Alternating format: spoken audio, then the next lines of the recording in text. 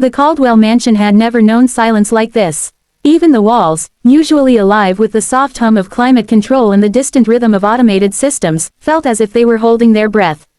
Outside, police lights painted the long driveway in restless streaks of red and blue. Inside, Ethan Caldwell, billionaire, innovator, man of habits, stood motionless near the grand staircase, staring at the empty space where his daughter's laughter usually echoed.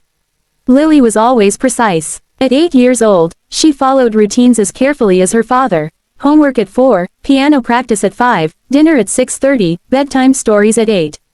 That night, when her room was found empty at 8:15, panic spread like wildfire. Security guards reviewed camera feeds again and again. Detectives questioned staff. Ethan's voice remained calm, but his hands trembled. For the first time in his life, discipline could not solve the problem. Among the crowd of anxious faces, Rosa stood quietly near the kitchen doorway. She had worked in the Caldwell home for 15 years, arriving before dawn and leaving after sunset, unseen yet always present. Her life was shaped by routine, scrubbing floors in the same order, polishing windows at the same hour, walking the same streets to and from work. People underestimated her silence, mistaking it for ignorance. But Rosa had learned something important. Habits teach you what others miss. She replayed the day in her mind. Lily had been restless during piano practice, asking to play outside before dinner. Rosa remembered tying Lily's bright red ribbon herself, smiling as the girl twirled in front of the mirror. Later, while taking out the trash, Rosa had seen the garden gate slightly open. It was usually locked by instinct, one of her habits. That detail now pressed heavy on her chest. As officers rushed from room to room, Rosa stepped outside.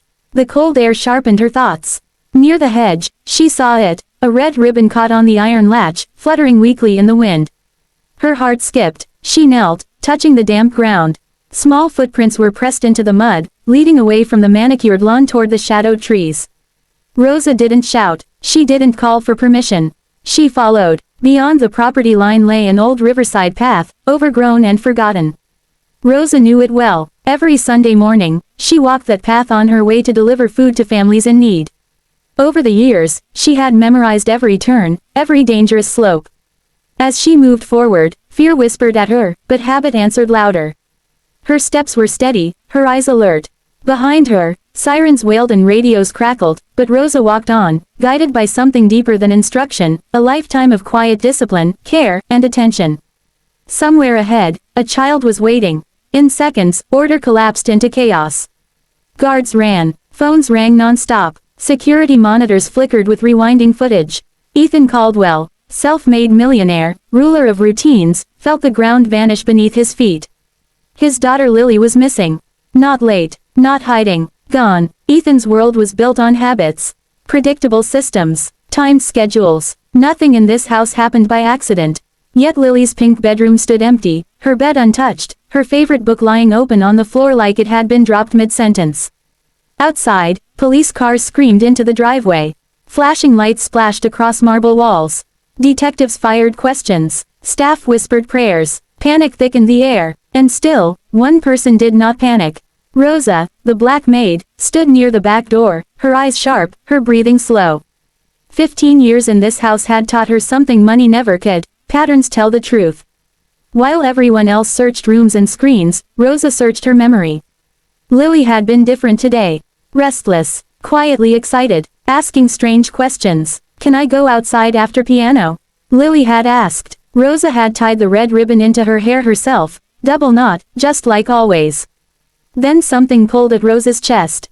The garden gate. She walked outside. The night air bit hard.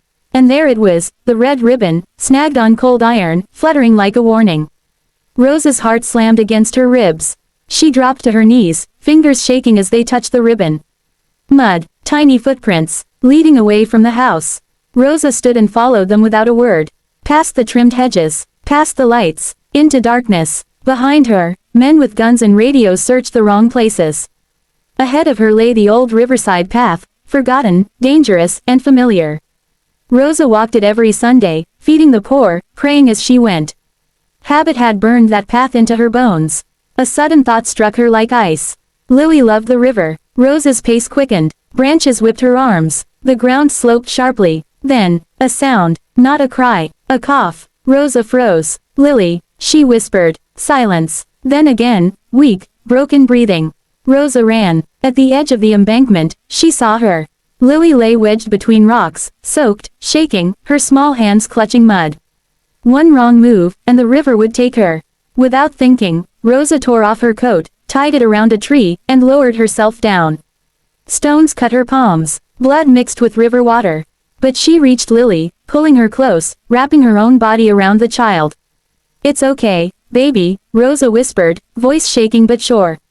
I've got you. Far away, sirens finally changed direction.